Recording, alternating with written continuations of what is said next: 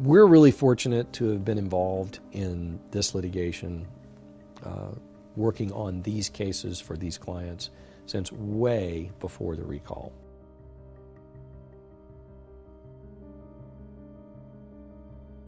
We were fortunate enough to have enough people come to us with inquiries well before the recall that we were able to figure out how this device fails, why it fails. We were able to do a bunch of research on modular hip design, this particular device, its regulatory history, what the predicate devices were for it. And as a result of that, we had a huge head start on a lot of people in the investigation phase of this. What followed that was a lot of clients came to us.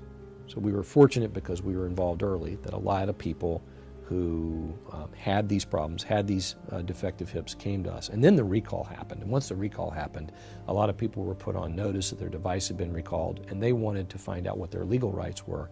So we got more clients at that point in time. One of the things I think we're most fortunate about is because we do have so many clients, I've been able to listen to the clients' stories. As a result of that, I've gotten a really keen insight into what it's like for these people to be told they have a defective hip. Even if you want to start in front of that, to need hip revision surgery, to interact with their doctors about the decision to have hip implant surgery.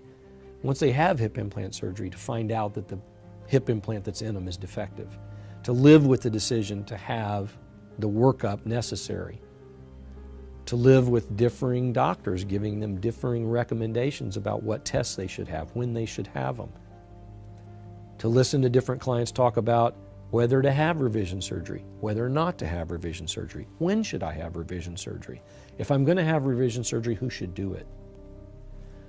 So one of the benefits we've had in being able to give our clients really good advice is the experience we've had because we were involved early. I've talked to a lot of doctors who put a lot of these in. I've talked to a lot of doctors who've taken a lot of these out. I've talked to a lot of patients who've made all these decisions that people are faced with every day. I've got a lot of people who've already had revision surgery and they've had to live with the consequences of revision surgery, both revision surgery that went well and revision surgery that did not go that well. So despite the fact I'm not a doctor, I feel like at times that I have a lot of good quality information to give prospective clients and current clients about what they can expect, what they're facing, what their decisions are, what the consequences of their decisions are, and what the long-term aspects are of having this unfortunate problem happen to them.